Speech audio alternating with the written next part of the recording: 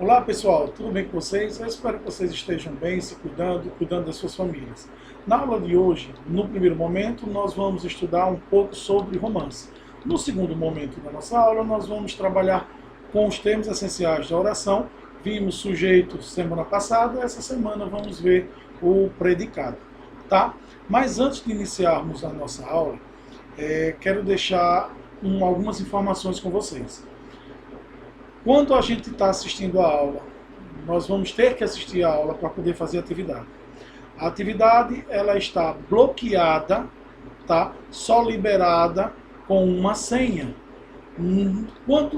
Durante o vídeo vai aparecer embaixo a senha de amarelinho e você vai anotar. A senha ela não está inteira, ela está particionada em partes do vídeo. Então você tem que assistir o vídeo todo para que você tenha a senha integral para o acesso da aula.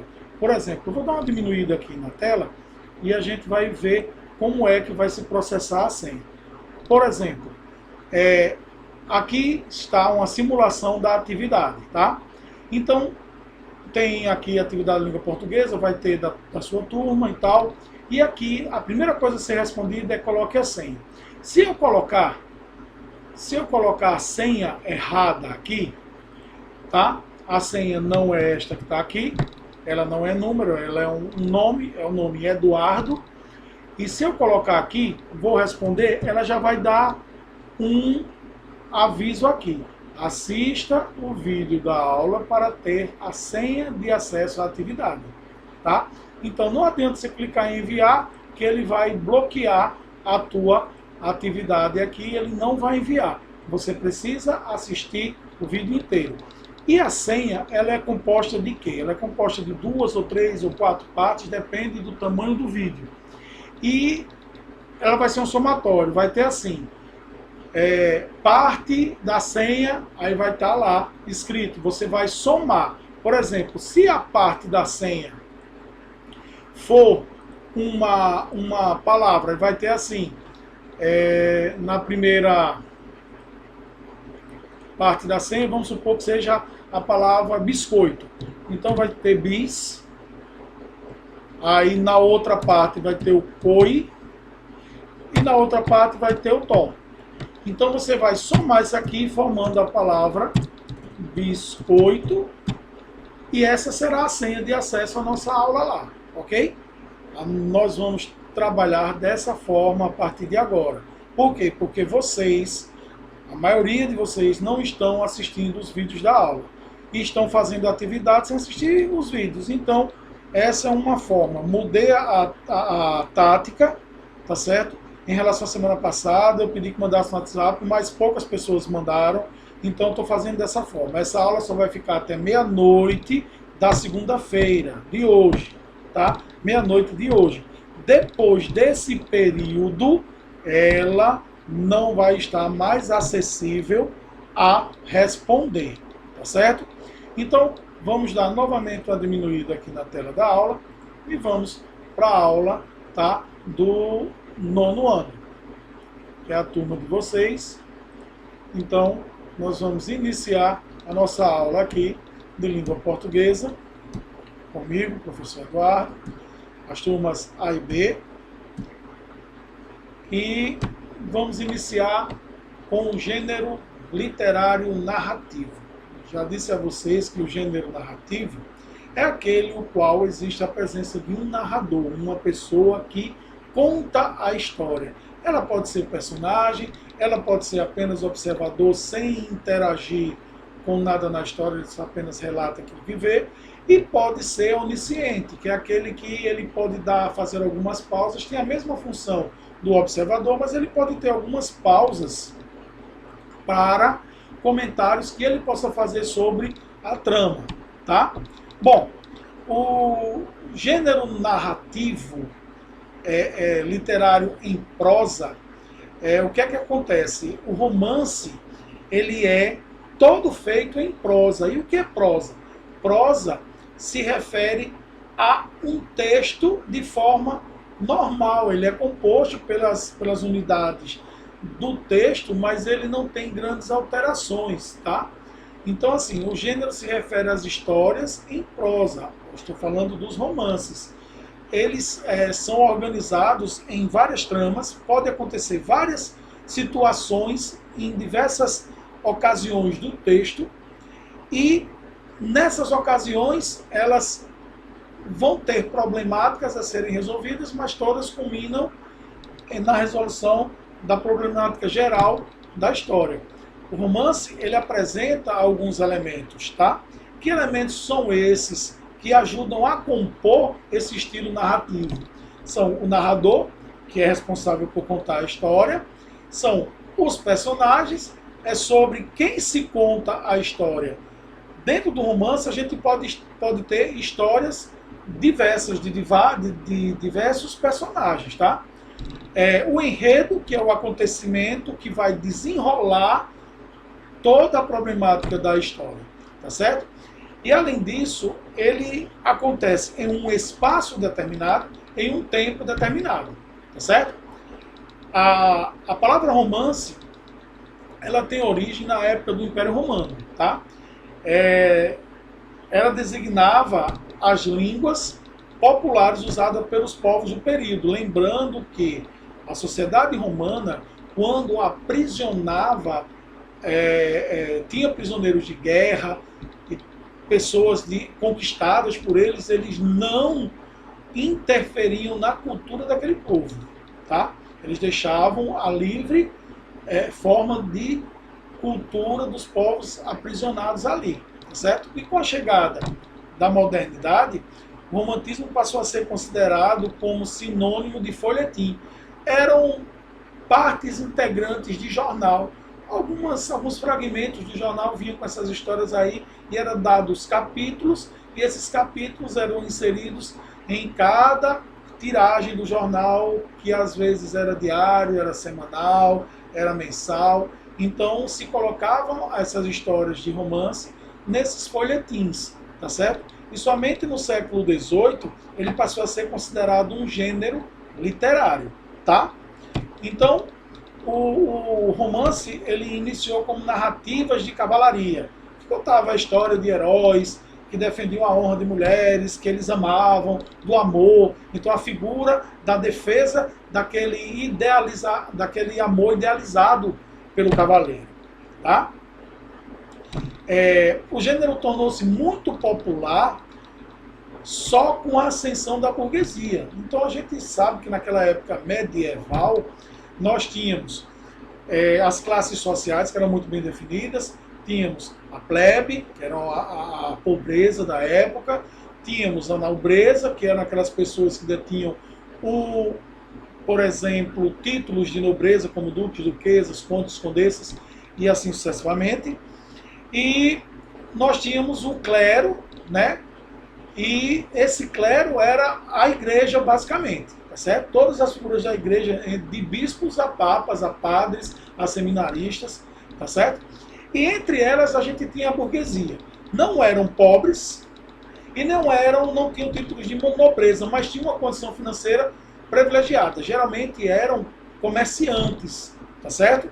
Então isso tornou-se popular com a ascensão da burguesia, já que essas classes tinham acesso à cultura e passaram a adquirir livros, tá certo? Lembrando ainda que a educação letrada, que era o aprender a ler e escrever naquela época, era mais resumido, mais aquelas pessoas que tinham condição financeira. Os pobres não tinham acesso à leitura.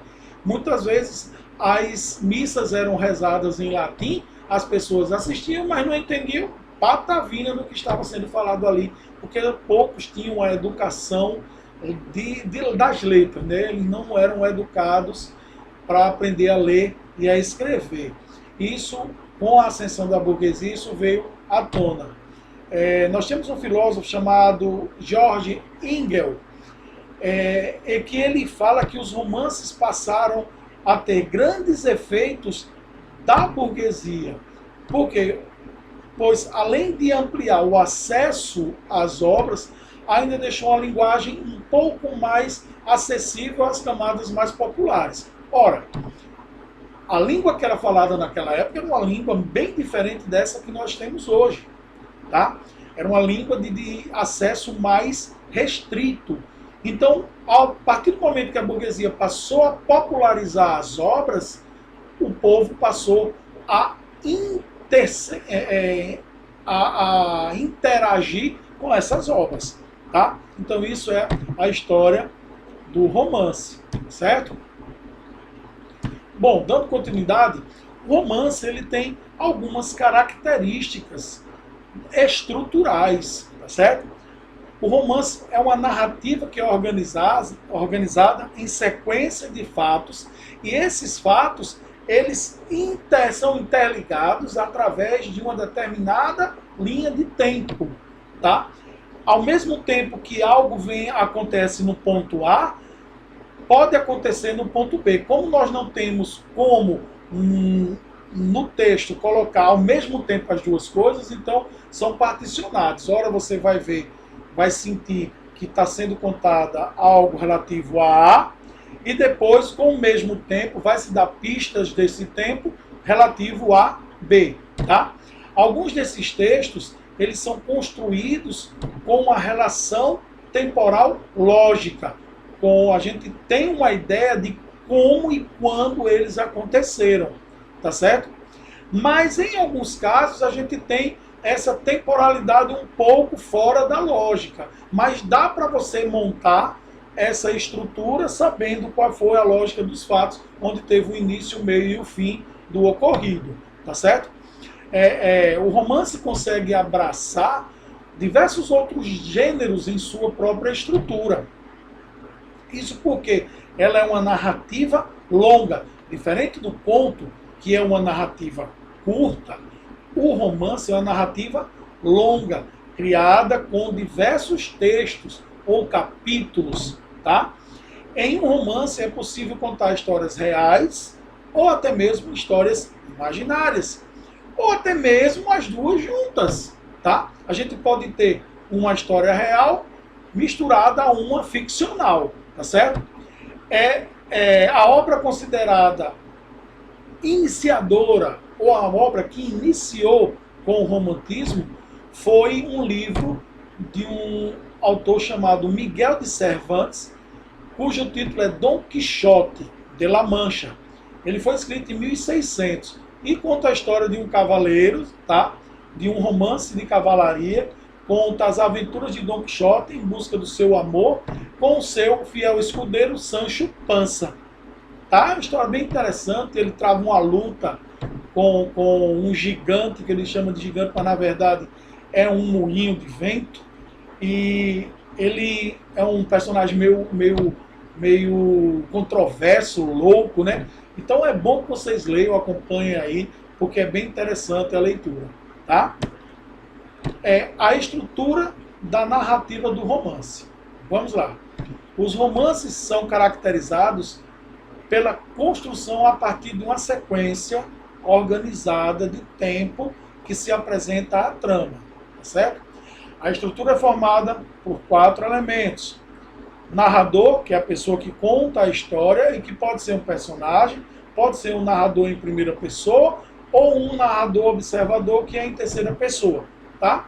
A gente tem os personagens que são pessoas envolvidas na trama ou na história. Suas características físicas e psicológicas são apresentadas dentro do texto, tá certo? E para que você tenha uma ideia de quem são essas pessoas, tá? O protagonista é o personagem principal. O antagonista já está dizendo aquela pessoa que está contra o personagem principal, tá certo? Ó, gente, preste atenção, a primeira parte da senha de acesso da nossa aula está aqui, ó. Tá aqui embaixo no nó, tá? É um nó. Então, a terceira parte é o enredo. O enredo é a sequência dos fatos que serão contados na história. O enredo desenvolve toda a trama e é construído para que o tema central do romance seja atingido, tá? E o tempo. O tempo é o quarto elemento. é quando os fatos aconteceram. Nesse caso, o tempo pode ser cronológico ou psicológico. No primeiro caso, o cronológico, existe data e momento demarcado. No tempo psicológico, há uma subjetividade dos personagens que marcam esse acontecimento no tempo, tá certo? Bom, e como é que o romance veio parar aqui no Brasil? Tá? A literatura brasileira, a literatura brasileira, ela possui diversos autores que são consagrados em função dos romances que eles publicaram. Esse gênero passou a estar bem presente no Brasil a partir de 1950. Tá? As principais obras eu listei aí para vocês, eu vou dizer só algumas, que é Jorge Amado, o autor, Gabriela, Cravo e Canela. Geraldo Ferraz, Adoramundo. Guimarães Rosa, O Grande Sertão Veredas, que foi até a primeira de Jorge Amado, e esse Sertão Veredas de Guimarães Rosa, O Grande Sertão Veredas, eles viraram até minissérie da Rede Globo. Tá? Memórias Póstumas de Brás Cubas, que também virou filme, tá certo? Que é de Machado de Assis. E assim, nós temos aí uma lista que vai de Raul Pompeia até Aloysio de Azevedo, Joaquim Manuel de Macedo, José de Alencar e assim por diante, tá?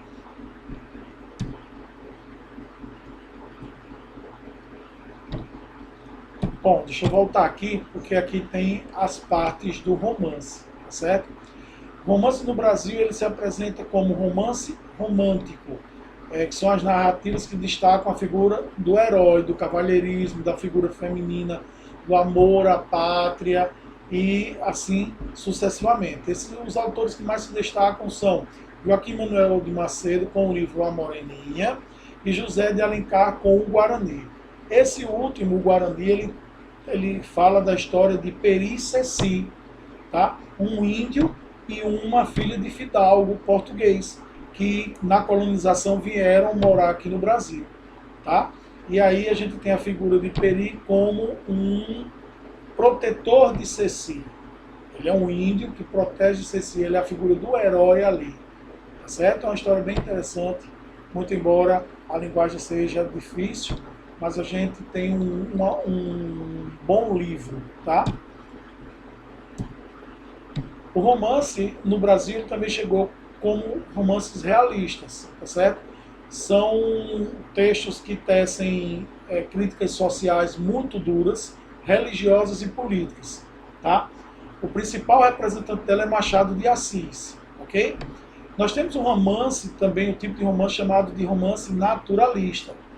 Ele é muito parecido com o romance realista, mas o foco é uma análise social a partir de uma análise coletiva. É diferente do romance realista, que trata de temas além de sociais, religiosos e políticos. Aqui é mais um tema relacionado à sociedade num todo. Tá? Uma das obras mais conhecidas é O Cortiço de Aloysio de Azevedo. O Cortiço é bem interessante porque ele é uma obra que trata do primeiro surgimento das favelas do Rio de Janeiro. É bem interessante, é bom, é uma leitura muito agradável, uma leitura muito boa. Tá? Romance modernista.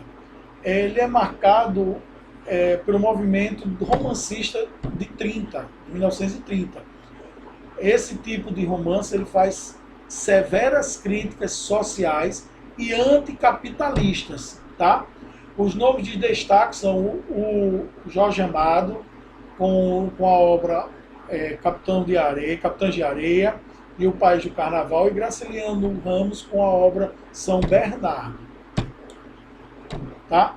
Nós vamos iniciar agora com a parte 2 da nossa aula, tá? Que são os termos essenciais da oração, que aí nós temos o predicado. Tá? Aí embaixo você vai ver a segunda parte. A primeira parte foi nó, a segunda parte nó. Então forma nono, tá? Nono. O predicado, ela é a parte da oração que faz referência àquela pessoa que atua na ação praticada ou sofre a ação, tá certo? Ou o sujeito. Tudo aquilo que não faz parte do sujeito é o predicado, ok? Tudo aquilo que não é sujeito passa a ser predicado. Por exemplo, Mariana e Pedro foram ao cinema. Vamos perguntar: quem foi ao cinema? Mariana e Pedro. Temos aí dois núcleos de sujeito, então tem um sujeito composto, Mariana e Pedro, mas aquilo que não é sujeito vem a ser o quê? Predicado. Então, foram ao cinema, o nosso predicado. Vamos para a segunda frase. Minha avó fez um bolo de laranja delicioso. Quem fez um bolo de laranja delicioso? Minha avó. Quem é o sujeito da oração? Minha avó. Quem fez, é o autor da ação. Então, minha avó, núcleo do sujeito, a avó, ela é um sujeito que tem um núcleo só, portanto é um sujeito simples, tá? Sujeito determinado simples. Fez um bolo de laranja, aquilo que não é sujeito, né, passa a ser o nosso predicado. Meus antigos vizinhos mudaram de casa na semana passada. Quem mudou de casa da semana passada? Meus antigos vizinhos. Quem é o sujeito? Meus antigos vizinhos. Aquilo que não é sujeito, mudaram de casa na semana passada, vem a ser o meu predicado. Sujeito simples, porque tem apenas um núcleo, que é a palavra vizinhos, tá?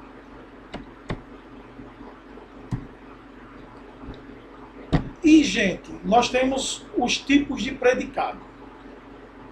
O predicado, eu disse a vocês, que é aquilo que não é sujeito. Só que quando o predicado tem como núcleo, porque a gente trabalha com o núcleo do sujeito, vendo quem é a parte principal daquele sujeito. Quando o núcleo do sujeito, por exemplo, ele tem um só sujeito, ele tem somente o núcleo, o sujeito é simples.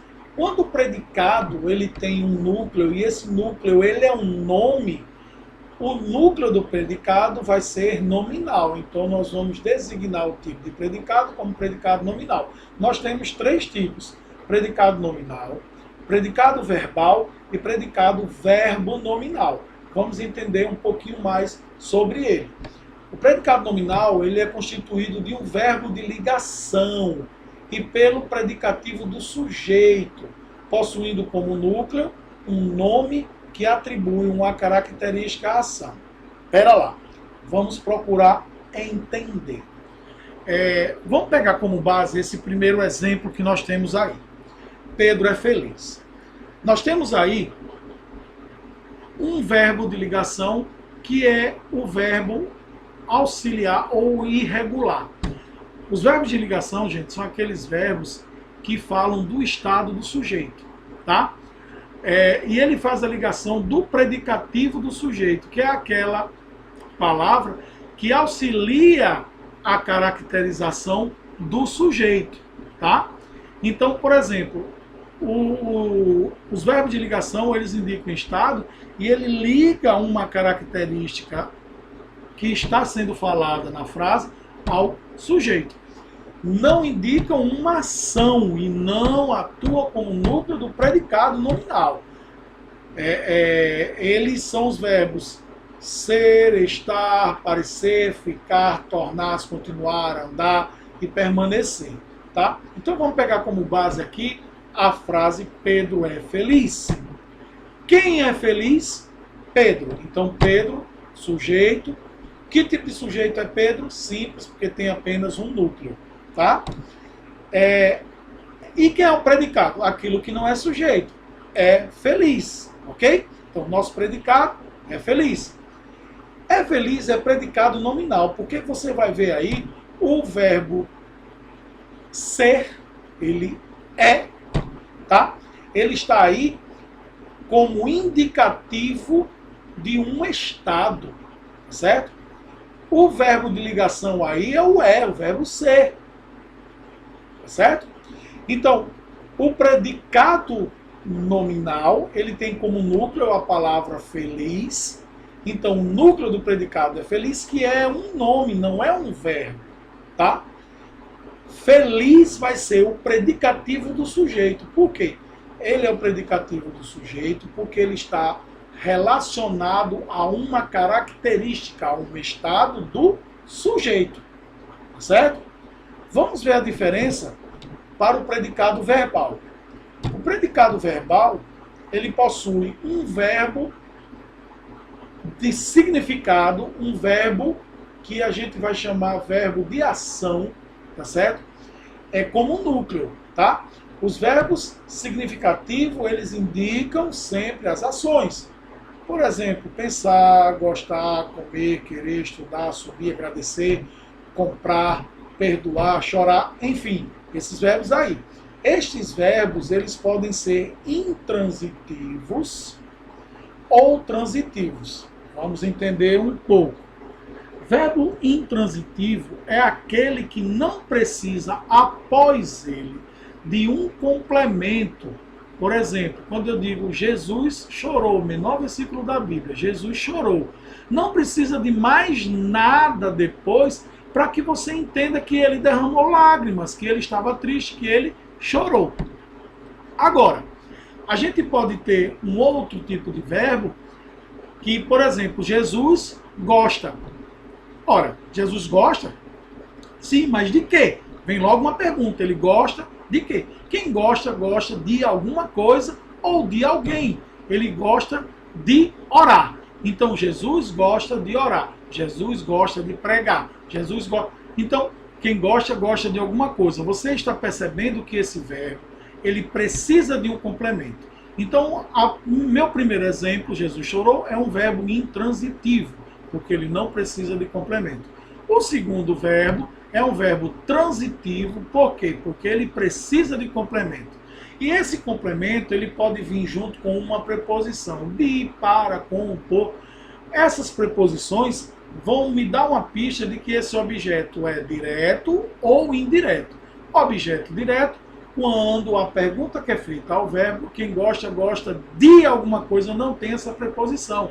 Então, quer dizer que, por exemplo, Eduardo gosta ou Eduardo come. Eduardo come o quê? Eduardo come carne.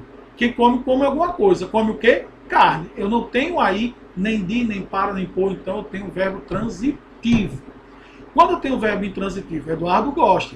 Eduardo gosta de quê? Eduardo gosta de comer. Então, quem gosta, gosta de alguma coisa.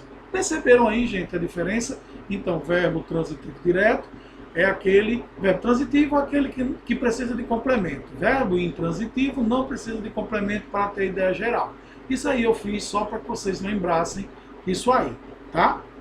Bom, continuando a falar do predicado, vamos analisar a frase do predicado verbal. Você vai perceber que o verbo aí, comer, ele é um verbo de ação. Quando a gente diz verbo de ação, é assim, gente. Ele foi lá e pegou a comida e botou na boca. Então ele está praticando uma ação, tá certo?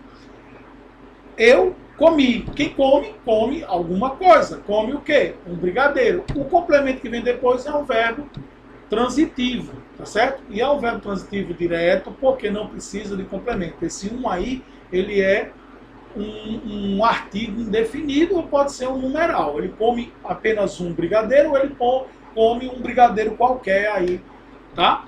Então, se a gente for analisar, eu comi o brigadeiro. Quem comeu o brigadeiro? O sujeito, eu. E o que é predicado? Comi um brigadeiro, tá certo? Então, aquilo que não é sujeito é o predicado. O sujeito vai ser um sujeito simples, eu, porque só tem um núcleo. E o predicado? Predicado, comi o brigadeiro, vai ser predicado verbal, porque o núcleo aí da nossa oração vem a ser o verbo principal, o verbo regular, o verbo de ação, tá? Esse verbo de ação, o verbo comer, ele é verbo transitivo direto, porque quando você pergunta o verbo, a resposta não vem junto com uma preposição, tá? E um brigadeiro vai ser o objeto direto, vai ser aquele complemento do verbo comer. E quando é que a gente tem um predicado verbo nominal? Bom, o nome já sugestiona que nós teremos que ter pelo menos as duas coisas ao mesmo tempo. Por exemplo, predicado verbo nominal, ele possui dois núcleos. Um verbo significativo de ação, que indica que o sujeito praticou uma ação, e um nome, um nome, tá certo? Uma cor, um substantivo que exerce a função de predicativo do sujeito, que faça alusão ao sujeito. Então vamos ter dois núcleos. Um verbo, que vai ser um verbo significativo, um verbo regular, um verbo principal, um verbo de ação, e mais uma palavra que sugestione alguma coisa sobre o sujeito, tá? Fala de alguma qualidade, certo? E a gente também pode ter o predicativo do objeto, tá certo? Que indica uma qualidade do objeto direto. Então vamos entender bem através dessa frase. A menina chegou cansada. Vamos lá. Quem foi que chegou cansada? A menina. Aquilo que não é sujeito, o sujeito vai ser simples, apenas um núcleo. Aquilo que não é sujeito vai ser o quê? O predicado. Muito bem. Então, menina, a menina, o sujeito. Menina, núcleo do sujeito simples. Chegou atrasada, vai ser o predicado verbo nominal. Veja que eu tenho aí, a menina chegou. Não precisaria mais de nada, tá certo? Não precisaria mais de nada para completar o sentido. Entretanto, a gente tem uma outra palavra. Eu estou especificando que essa menina chegou, mas ela não chegou de qualquer forma, ela chegou cansada. Então, nós temos o verbo chegar, que é um verbo de ação, e a gente tem a palavra cansada, que se refere a algo que o sujeito tenha como estado, tá certo?